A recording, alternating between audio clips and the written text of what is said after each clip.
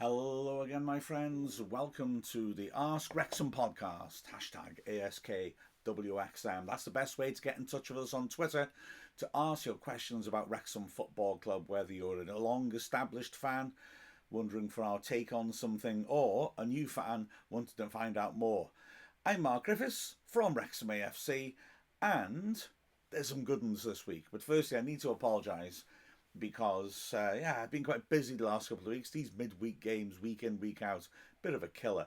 So I am a little bit behind. So I do apologise. You want proof how far behind I am?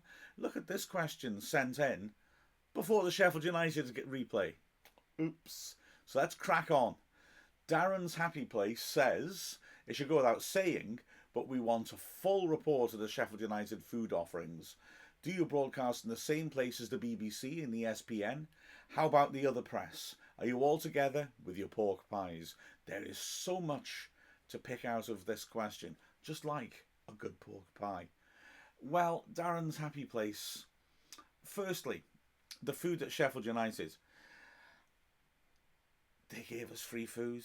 Fair enough. I was a little surprised. The main offering they gave us were sandwiches in packs that looked like they'd all been got from a garage. It's not. It's fair enough. It's very good of them. It's free. Let's not knock it. And bags of crisps and stuff like that, hot drinks. But impressively, after the game, there were warm little mini pies. And I'll put one on screen for those of you who are watching on video. But basically, they had a Sheffield United crest on, which was a nice little touch. With chicken and leek, that sort of pie. So that was a bit of a treat. But there's more in this question. So do we broadcast in the same area as the BBC and the ESPN? Right. BBC, yes. So we're both in the press box. And that will be the case in any match. ESPN, no. ESPN's commentators are most likely in a big building in Watford. An awful lot of commentaries for the big companies are done remotely, unless it's like their home competition. So, I mean, it might be. I don't actually know who the commentators were on ESPN. If it was the commentators who did it on ITV, the terrestrial broadcaster that covered that match, that would be the guys who are live, but TV commentators aren't with the likes of us. They'll be up on the gantries, so where the cameras are usually, the commentators also will be. So TV commentators are kept apart from us. At the racecourse, TV commentators would be the opposite side of the ground from us, for example, because the camera gantries are the opposite side. However, an awful lot of commentaries are, and especially for those big companies, because they'll cover lots of different international events, are actually recorded remotely off big screens. And I know that the main one is around Watford, just north of London, where lots of European matches get commentated on, and the commentators may or may not make out they're in the stadium, but they're not actually there. So that's that. And then the other bit with the pork pies is, and I have said this before, but I just feel a little bit of guilt. The whole hot plate experience at half time is wonderful. I should emphasise that we started her off with sort of more meat and potato style pies. I would say pork pies, which it turned into very quickly, was more just lovely people giving us pork pies. And the pork pie, I'd say, is not necessarily associated with football. It's not associated with football, but it's the idea of a steak and kidney pie, a meat and potato pie, a chicken curry pie. Those are the football classics, if you will. It would be fairly unusual, I would say, to find a pork pie sold at a football match. They're a slightly more specialised type of pie, if you like. They are very nice, though. I will say that, and I'm certainly not turning anyone down if they decide that they need to give me a high quality pork pie. All donations gratefully received. Now, Al Hanna, linking to this, says, who has the best food in the National League? I saw a picture of the food from Altrincham last game, and now I want to try it. Also, no famous people in Iowa to hug, unfortunately. Al, I'm going to take issue with you on this, because John Wayne, of course, came from Iowa, although I'd miss hugging him now does seem to be a logistical nightmare. But Elijah Woods from Iowa, so please track him down. wish I hadn't said that now. That does sound worryingly like I'm encouraging, nay, insisting upon stalking. I'm sorry. Um, Best food. I find this a slightly difficult question to answer now. And those of you who've been following these from start will have heard this, I guess. Kidderminster famously had the best food, astounding food, the sort of food you would travel for, frankly. But they don't have that anymore. They don't now use those caterers. So Kidderminster has no longer got the trademark amazing food that they used to have. A lot of football grounds are quite generic in their foods, half-frozen pies that are then stuck in a microwave before the match. The non-league, the National League, is probably slightly better, I would say, than the big clubs. I mean, the really big clubs now sometimes do go a bit more bespoke because they've got the money to do so. But generally, actually, the National League often is better because they actually have their own foods, their own local foods, more than just huge amounts shipped in on the back of freezer trucks or inside them, even.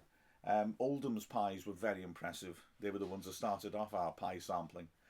I don't think I've ever had anything at Altrincham.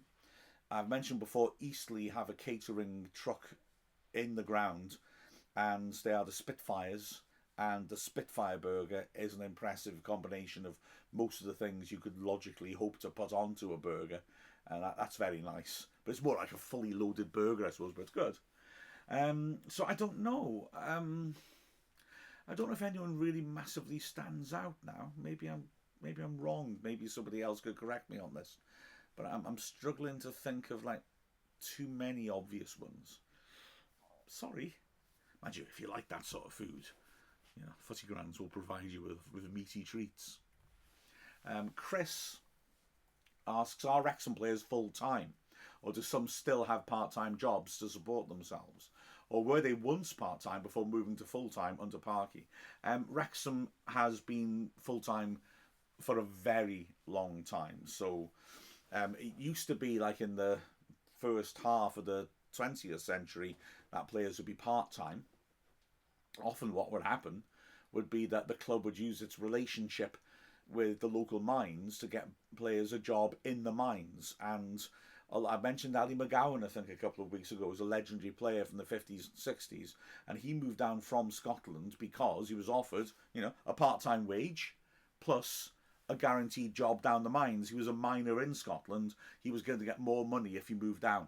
So he did that, and a few other Scottish players did. And McGowan's brother stayed up north as a scout for Wrexham, going around offering good Scottish players these, nice offers of a football wage and a mine wage. So there were quite a few players who would be, doing a shift down the pit and would come up and play in the afternoon. So that was the case, but for quite a long time now, Wrexham have been fully professional. And so it's not a case of Parkinson coming in and changing that. Remember, this is the lowest we've been in our history. So we have come down to a league which traditionally used to be quite a lot of them part-time.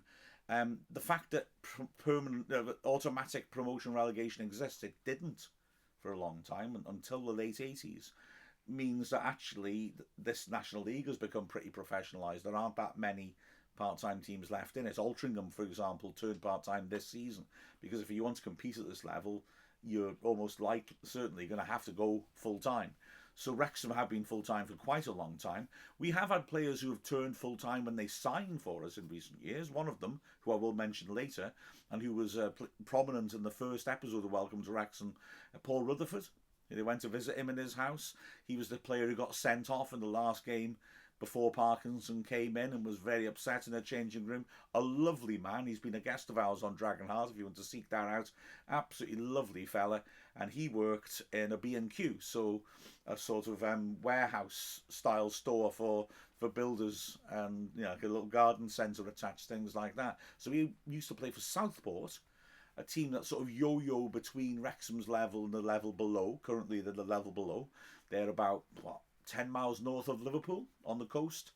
And they are part-time. And so he played for Southport, and he was part-time. He came to Wrexham, he became full-time. Um, Another obvious example to me was Nat Knight Percival, who was a centre back for us. Well, eventually, when we got 98 points in that season 10 years ago, when we were so unlucky not to go up, and he was an excellent player who then was poached by Football League Club, so he went up a level. But he came to us from Histon, very small club, who were for part time, and so he said his first season he actually didn't play in the defence. He played as a winger, which is how he played for where he played for Histon.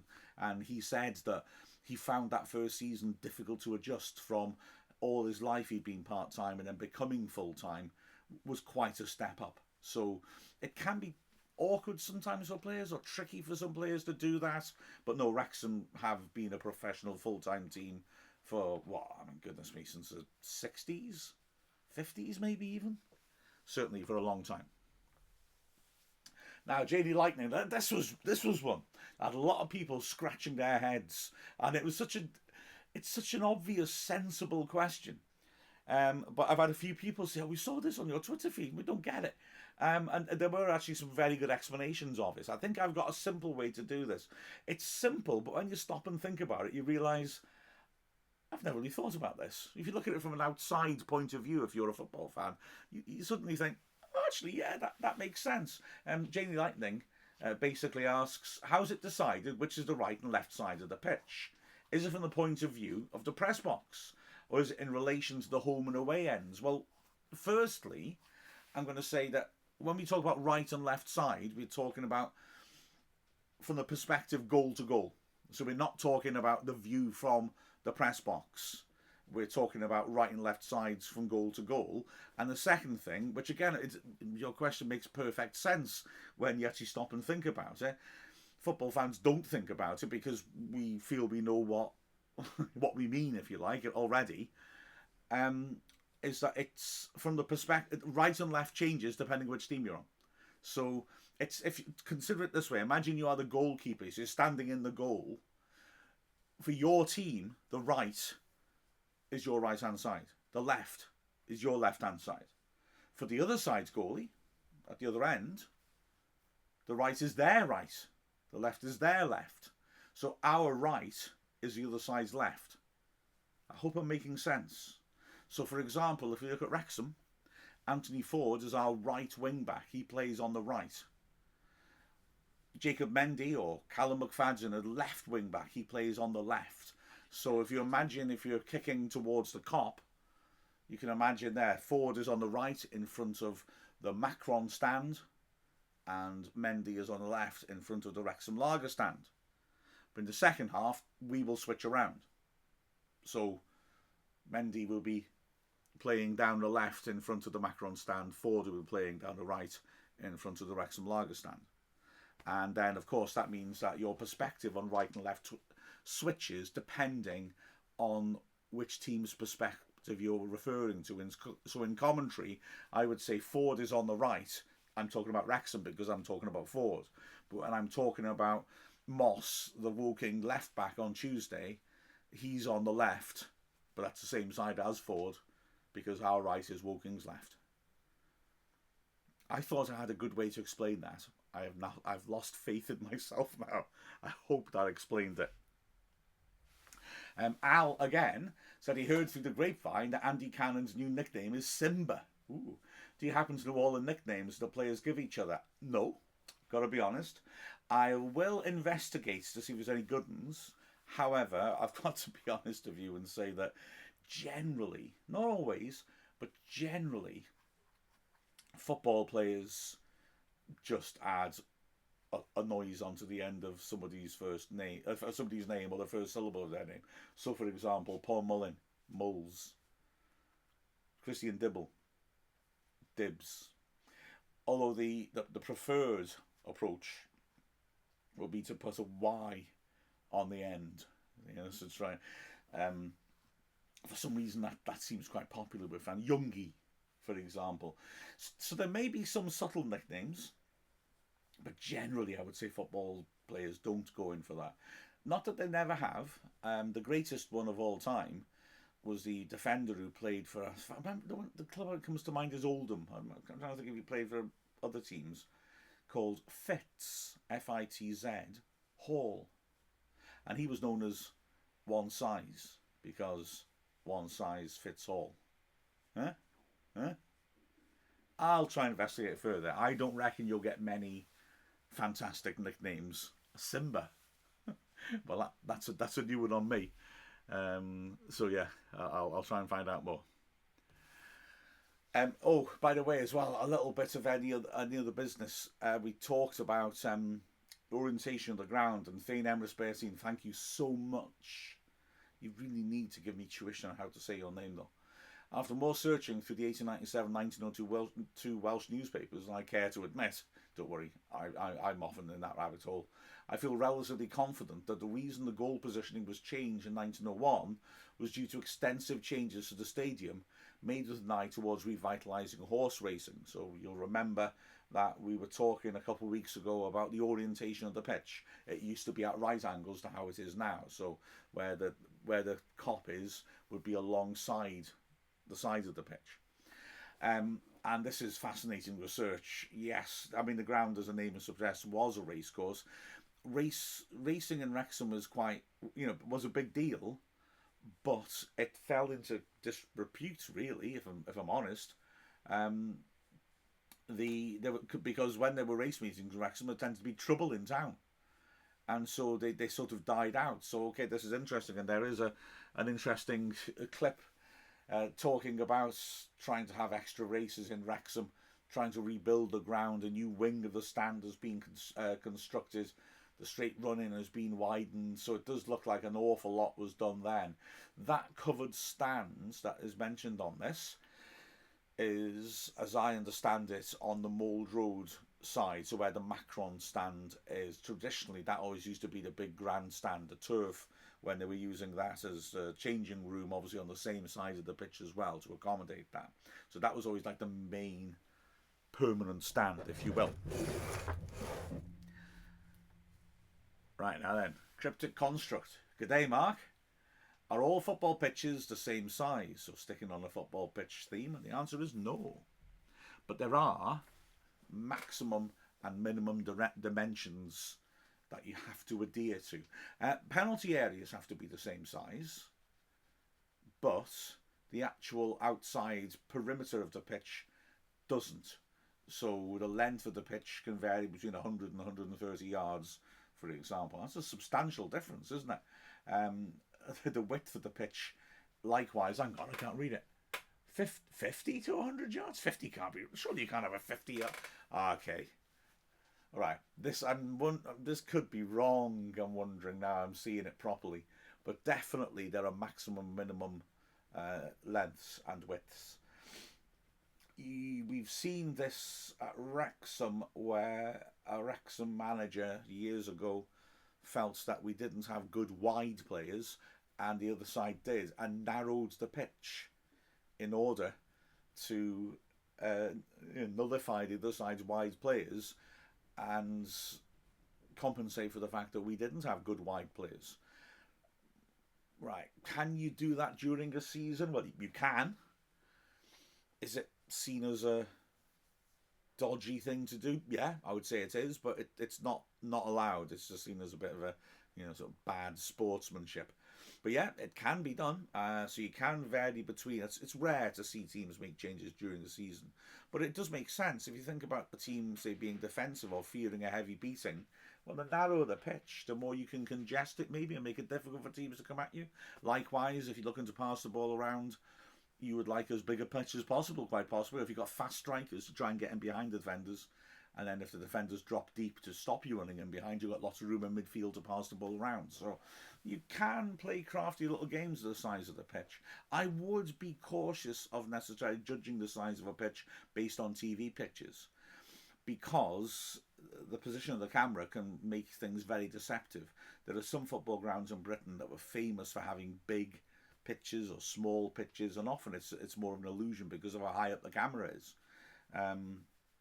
The old Wembley, for example, everyone talks about the wide open spaces of Wembley, but it was partly an optical illusion from the cameras being high up and there being, in the old Wembley, a greyhound track, because you saw greyhound racing there around the pitch, which made it look bigger than it was because the stands were further back.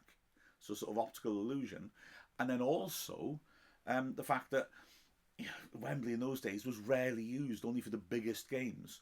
And the FA Cup final, you'd often see loads of players going on with cramp at the end of the match, which was more to do with the fact that sports science didn't exist, that people didn't have the same understanding of diet as they do now, and the players were often pushing themselves extra hard in the cup final because they were desperate to win, often on unseasonably warm days. Well, certainly on football seasonably warm days, and so they overexerted themselves, and people saw that as evidence that the pitch is so big they can't cover it for 90 minutes, when it was more that they were unfit, that the night before they'd had 6 pints or 10 pints of lager, and that it was hot and they were trying extra hard. So, but yeah, you can vary the width and length of a pitch within set parameters. Beardy, last Wrexham player to score on his debut. Okie dokie, because Owen O'Connell, of course, did. Last one before him, Beardy, please, I hope you accept this answer. Reece Hall-Johnson, first day of the season, 2020, his debut, he scored against Boreham Wood. Beardy, if you say to me, but he's a wing back, I'm going to say that's a defender. If you say, I can hear your logic if you are saying it, yeah, but a wing back's like a, not really an out-and-out defender, then I'll have to say that you have defeated me. I will keep looking, but I went back quite a long way. I couldn't find one. I have a vague recollection that Phil Coleman, on loan from Colchester, scored in his first game for us. He was a centre-back in the early 80s, but I could be completely wrong on that. So I'll keep looking, but I'm afraid I went back quite a bit, and Hall-Johnson was the best I come up with.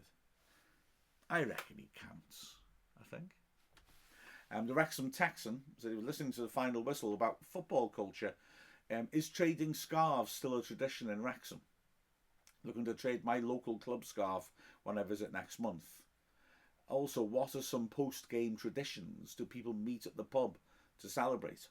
Not in Chester, they don't. They've got nothing to celebrate. Oh, they're doing quite well, actually. Damn. Right, okay, scarves. I don't know that there's a big culture of that in Britain. I see in Germany, a lot of German fans will have other team scarves. In Germany, they have this really interesting concept of was it Freundschaftsverein or something, where you have teams. It's a weird thing, purely created by fan culture, which is fantastic. German fan culture is great. Where a club will get a sort of twin club, often for no obvious reason. Sometimes there are clear reasons, political reasons. For example, left-wing clubs that like each other, but often it is just, I don't know, shared a good game, had a good time together at a match, and these bonds become semi-official. And so you do see German fans often with their own colours and another team's colours. It's quite a peculiar thing. In Britain, well, look, don't get me wrong, that you will find, if you come over, you will find Wrexham fans who will be very happy to exchange scarves or things like that with you. But I wouldn't say it's a massively established thing, but I think people would be very happy to, I think, is the basic answer to that. I think you find lots of people who would think that it was cool to have, another team scarf, but not quite in the same sort of codified way you would in Germany. Post-match traditions, essentially what you're saying. People go to the pub after the game quite often, and we've got some nice choices. I think it slightly links into a later question as well, because you've got the turf right at the ground. That's the obvious place you could go. You've got the Mice Gwyn across the road. The Wrexham Lager Club is just down the hill towards town, so straight away you've got those three. There is also the Plas Coch, which is, if you can imagine, well, you'd go round the back of the Tech End, where the home fans go, and keep going for a little bit, and that's pretty close. That's certainly walking distance. That hasn't got the same. That's more of a chain pub, really. I would say it hasn't got quite the same sort of football identity as those first three. So I'd imagine those first three might be more obvious for somebody coming to get a bit of the culture. But yeah, the Pasco's perfectly good pub as well. So they're all within easy walking distance, and as well, the town is within easy walking distance. You're talking about 10 miles back downhill after the match. 10 miles, 10 minutes downhill after the match.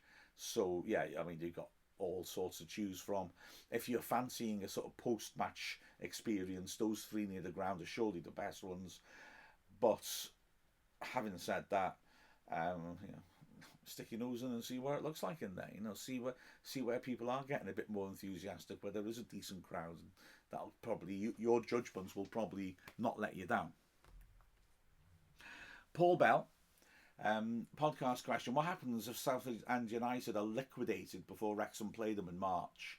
Do we just get the points from a forfeit, or do we lose out on the games and the points? Not played them before March, so they get a chance for good points. Well, firstly, let's desperately hope Southend don't go out of business, although I'm recording this on the day that a number of their players have handed in their notice, essentially. Sort of common rule with British football players' contracts is there comes a point, if you're not getting paid, where you're allowed to give 14 days notice that you're going to walk out and sever your contract. So there could, I mean, that does feel very worrying for Southend.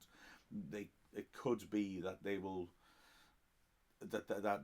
not be able to continue if they lose players like that. Hopefully, in that fortnight period, they'll be able to come up with something.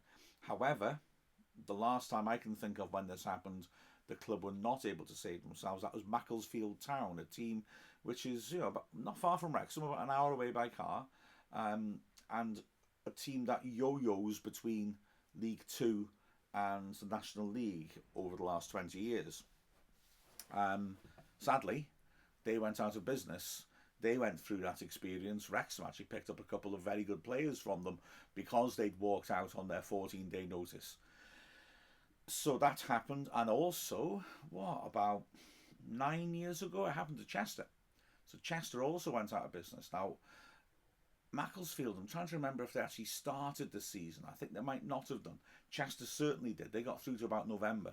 And so basically what happens is the second scenario, which you described, Paul, which is basically all their games are expunged from the records.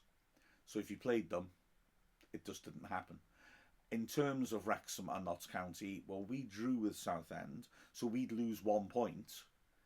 Notts County also drew with Southend, so they'd lose 1 point. So in terms of that title battle, it actually would make no difference. But yeah, that's essentially what the situation is. It did happen more recently with Dover. Now, this was a very odd situation. Dover, during COVID, their chairman, how can I put this, is not shy of sharing his opinion with everybody, and is not shy of taking contrary opinions, shall we say, and positions. And he also was on the board of the National League, which might explain why the National League, also as a body, often has those characteristics. He said that Dover could not continue in COVID without crowds. I genuinely can't say if he was right or not. I don't know. I don't have that level of expertise, but that was his contention, and so he pulled his team out of their fixtures. That meant that Wrexham beat Dover 3-1, so that game didn't exist. We lost 3 points. Bizarrely, the game didn't happen in terms of the records. The goals obviously don't count towards those players who scored in that game, which I remember correctly was Kelleher, Hall Johnson, and I want to say Jordan Davis, but I could be wrong on Jordan Davis. But yellow cards did, and it was a Kelleher who got a suspension, even though that game never happened, because for some reason yellow cards do still carry. But yeah, we lost those 3 points. It led to the bizarre situation of Bryce Hosanna making his debut against Dover and then making his debut again the week after, because the Dover game never happened, if you see what I mean. But let's hope that doesn't happen anyway. Let's hope that Southend survive, because that's another club with a long history, an atmospheric old ground, and a proper fan base. It'd be awful to see them go out of business. Let's wish them all the best and hope that they can turn things around. Jim in Monticello has said, now I don't have a clear answer to this. Roughly how much would it cost to sponsor the Tech End stand? Because no sponsor. And how many season tickets would come with it? Could be a good investment for someone to get in now before moving to League Two next season. I think that's a very good call. A lot is my first answer. I don't have a figure for this, and I've tried to search back and look through for how much companies like Macron and Wrexham Lager have paid to sponsor stands, and I can't find any evidence, any public evidence of it, which suggests to me that maybe companies and clubs like to play those cards quite close to their chests. So I can't tell you that. I would assume the season ticket thing, it's not. I would imagine you don't have that so much as maybe part of the deal will be that you'll pay for a private box, or that you'll have some tickets in the director's box, I would suspect, if you were doing that sort of thing. But I will ask the question, but I suspect I may be told that it's on a need-to-know basis. Jim, if you want to make an offer, they may have to tell you the price range then. That might be the best way to find out. The Happy Walrus, oh, you and me both, baby. Tom O'Connor has certainly taken one for the team, helping out as a defender. Well, he did because he got injured while others heal. But do you concur that the offence, American use, is much more efficient when he plays in the centre of the pitch? Yes, I do. I think Tom O'Connor is a genuinely high-class player. And one of the big qualities that he has is that ability to see things quickly, to play that decisive pass, the pass that maybe cuts out the other side's midfield earlier than most players at our level can do. He's a really good player. He's a bit of a football, sort of borrowing an idea from American football, a bit of a sort of midfield quarterback player, sort of deep-lying playmaker who can hit long passes that will just open things up. He doesn't tend to go for the fancy, more just he observes well, he spots gaps, he hits the passes into the gaps to feed players much higher at the pitch accurately. I'm not talking about thumping long balls, I'm talking about accurate long passes. So yeah, because that means the strikers get good service and get the ball where they want it to be, at their feet, rather than trying to control it with their shoulder or fighting to win a header.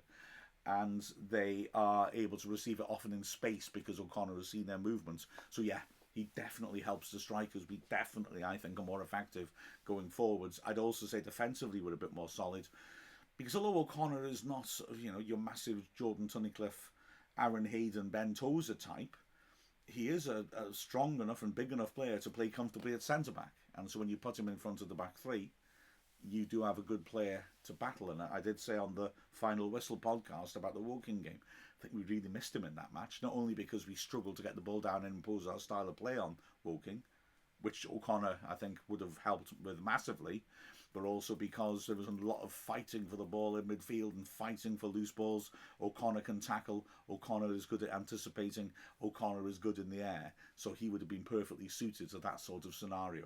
I really rate O'Connor. It took him a long time to get going for Wrexham because he was unlucky. He kept getting injuries, and then players in his position were playing well, so it was hard for him to get back in. But it's a shame he's been injured now, because we're really starting to see the benefits of having such a good player in the middle of the pitch for us. Lusu, firstly, Lusu, I want to say thank you so much for the it is you, Lusu, isn't it? For the Macron stand, the Lego stand. We'll be sending some stuff out onto social media to show about that. Anyway, if it isn't you, sorry. Secondly, I think it's great that Wrexham Legends are coming to the US, but we don't know a thing about these guys. We only know the current team we learned about from Welcome to Wrexham. And then a similar question from Idina. With the announcement of Wrexham entering in the $1 million tournament in June, do you have any inside information on who will be a part of that 7-man squad? And what made you turn down the striker position on the squad? Excited to see the boys play. Well, I'm very much a goalkeeper, I assure you. I would not be playing up front. And frankly, I put so much weight on now that I think playing in goal would be a threat to the state of the pitch, because I'd probably do a lot of damage stamping my feet down. Right, in terms of who's going, I only know stuff that's been published. I assume it's not really firmed up properly. But certainly we know that Dave Jones, who played for us against Altrincham in the FA Trophy, we assumed he'd retired, but obviously he's still involved as a coach. and so he was able to fill in that game. I know he's going to be the manager. He manages Wrexham's reserve team. Wouldn't be surprised to see him playing. He is a class player who came through the ranks at Man United and played plenty of football in the Premier League. So he's actually local. He's from Gresford, I think, just literally about 3 hours. I keep saying hours and miles are the minutes. Literally about 3-4 minutes from where I am sitting in my house right now. So that's right on the edge of Wrexham. So he has roots with us, although he only joined us under Phil Parkinson. Also, I believe that Sean Pearson is confirmed. Pearson was an excellent captain for Wrexham. Dean Keats signed him. He was with us for, I think, 4 seasons. A very aggressive, rugged defender and leader. A little bit like Tozer, perhaps, although Pearson, not quite as big. You know, Tozer wins a lot of headers by his bulk alone.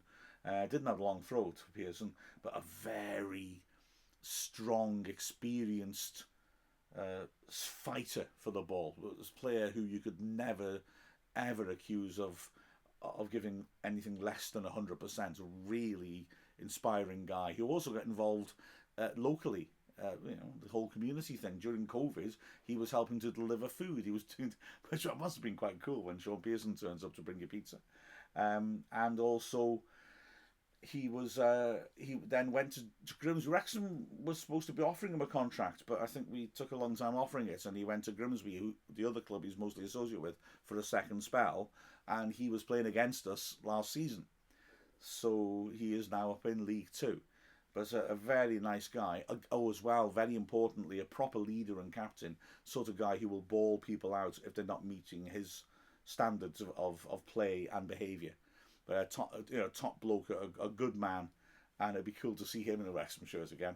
And the other one, the man I mentioned earlier, Paul Rutherford, the guy who worked in B&Q, who was sent off in that first couple of episodes of Welcome to Wrexham, who was a winger or midfielder, and absolutely tireless. And I think in those smaller pitches, at 7-a-side, he could be quite fun because he would be running around, covering every blade of grass. He went to the Welsh League after leaving us, and he's too good for that level of football. So my understanding is that he has been very, very impressive at that level. And Mark Carrington, I believe, is also confirmed. Carrington was signed by Andy Morrell. That's a fair whack ago, and put in terrific service for us for about 8 years. A brilliantly versatile player, very genuine man as well. Scored a famous goal for us in 2015 when we went to Stoke City, who were then a big team in the Premier League. We played magnificently, and 15 minutes left, it was still 0-0, and Carrington scored a terrific diving header which won our goal of the season trophy, the Steve Edwards goal of the season. And everybody was ecstatic. We're going to win at the Premier League ground. It's amazing. Stoke brought on Peter Crouch, and he scored, and brought in an Irish international who scored 2, and we lost 3-1. But it was fun while it lasted. Carrington, really good player, has gone to Kidderminster now, and I think Kidderminster have done very well to get him. He should be playing at our level, I think. It's a little disappointing we let him go, in all honesty. A very reliable professional player who was very versatile. He came in as a midfielder, but we used him straight away as a right back because we had problems there, and although he didn't consider it to be his position, he did exceptionally well at right back and won the Player of the Season award in his first season playing at right back. Oh, by the way, Pearson also won Player of the Season in his first season with us. Carrington, right back was probably the position he played most, but he also played left back sometimes and was proficient at it.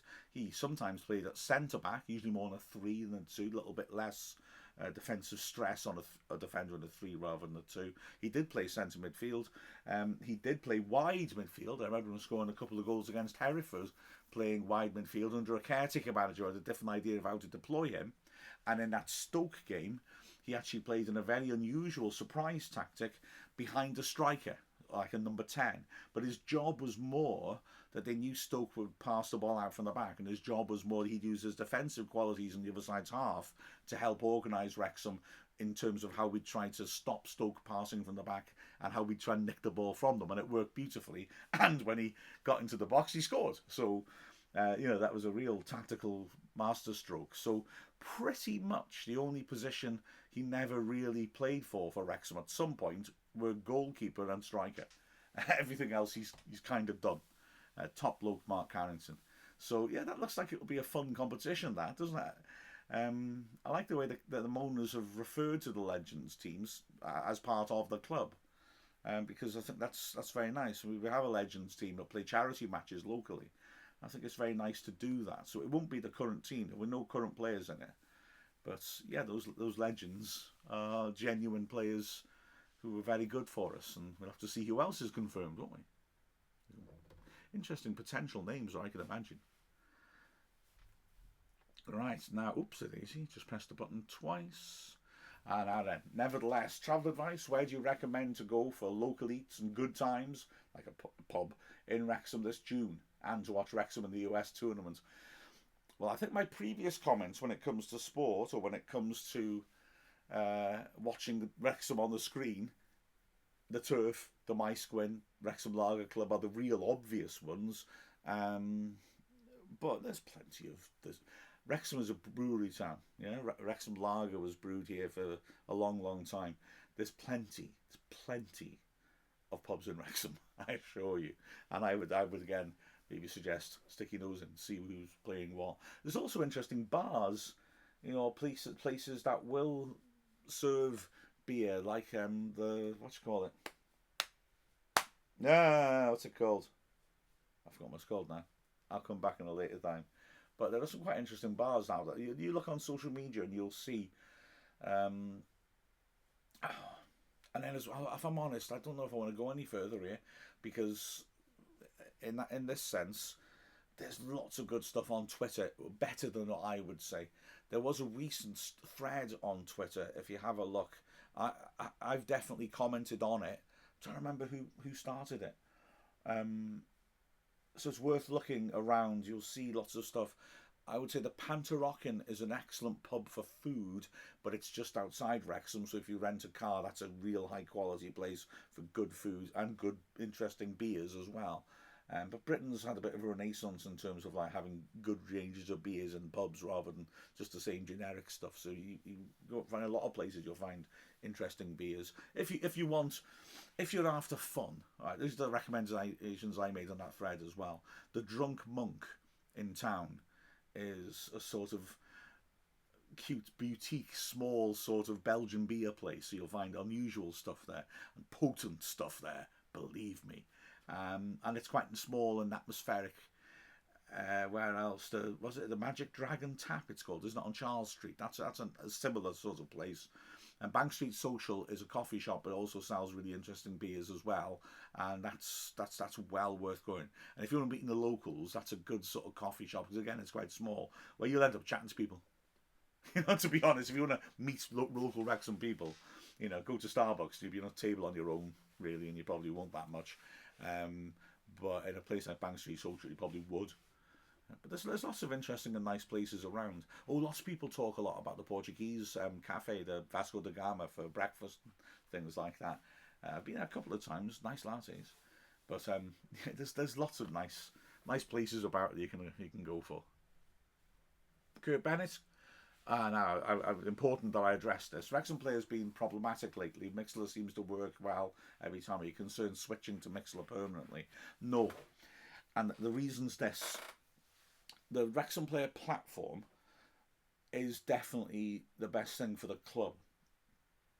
We will be able to monetize it really well once we get back into the Football League. So it's important for the club to have that. Also, I think it's also important for the club to have one central place where we go for everything. So we can put that. We always put the highlights on earlier on Wrexham Player and on YouTube later. So it is healthy, I think, to have those sorts of coverage in the same place. Mixler is an excellent backup.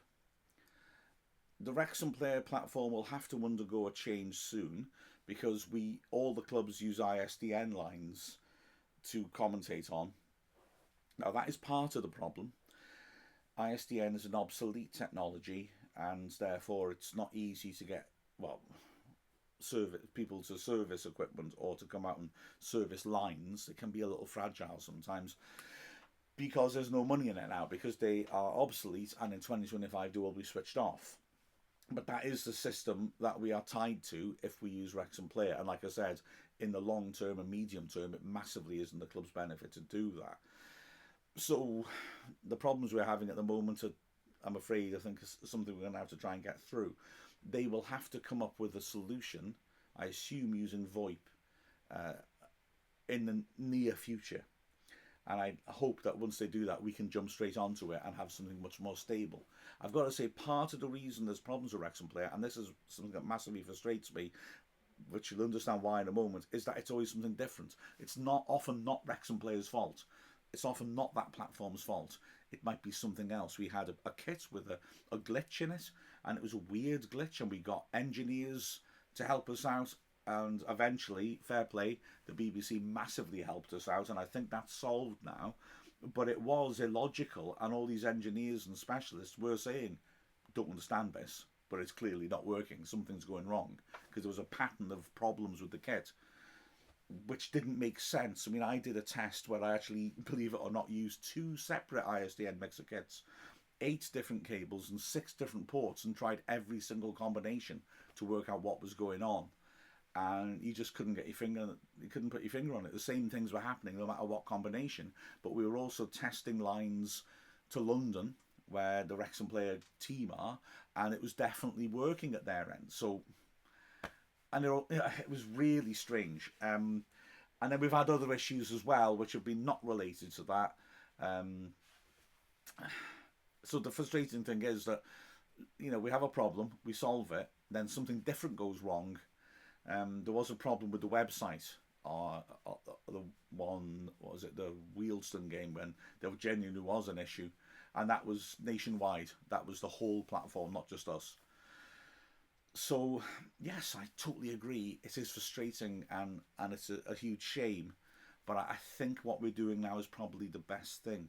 I will say that what we've decided to do now as a sort of belt and braces approach is we always are going to try and go on Wrexham Player unless we absolutely know it won't work. But we are also going to set up so we can, at a flick of a switch, go to Mixler. That is not something we want to do. When we start jumping around from one platform to the other, we're going to lose people. We know that. But it's good to have that backup. So the sort of belt and braces approach, those will be the only 2 places it will be. It'll either be on Wrexham Player as normal, or it'll be on that exact Mixler page, which is the Wrexham_AFC Mixler page. So those are the only 2 places it will be. And I do try on my Twitter, because I'm the guy up there fighting with all the equipment. If there are any issues, I will try to make sure that I put it on there with the AskWXM hashtag, because that's the best way I can get out to as many people as possible. Hopefully, though, because Tuesday went without a hitch, hopefully we have actually got over the hump, and we'll be all right. Please let it all be all right. Please let it all be all right. I think this is the final one, it is. And it's an interesting one. Jago saying, this time last season, we've already had 5 red cards, dropping 14 points in the offending matches and under 5 during Mullen suspensions. This year, we've had no red cards and no suspensions. Are we getting lucky, or is it fair play a tactic? Can we keep it up? And Pamela's quite right in saying fair play is a tactic which you benefit from. And I agree. I think there's a major overruling consideration here, though. We're better this season than last season. If you think about last season, it was really after the January transfer window that things really coalesced, when we brought in some more players to build up the team. So actually, I would argue that we're better than we were. We keep the ball better than we did. And I know this is terribly simplistic, but I don't think you should ignore the obvious explanation of if we have the ball a lot more than the other side, we're not going to give free kicks away because we've got the ball. So I think that is a genuine factor. And it definitely, as you rightly say, your stats back it up, it definitely helps to not have players missing or to go down to 10 men. So I think all managers would agree they don't want to see disciplinary problems disrupting their teams. But having said that, I think probably all managers would agree if you lose the ball in a dangerous part of the pitch and you can kick the bloke and stop the attack and take a yellow card rather than concede a goal, they'd want you to do it. So, yeah, football managers can be quite hypocritical in that way. Right, that's it, I think. I'm off. But it's a lovely as always to speak to you. I love doing this. It means a lot to me that people are so enthusiastic about a club that I love. So thank you so much for sending your questions. Keep them coming in. We'll be commentating on Saturdays, so send those in as well. So I'm on my way. Thanks everybody. Keep ASKWXMing. That's not a good slogan. Shoot the poop. That's a good slogan. Shoot the poop with Mark Griffiths of Wrexham AFC.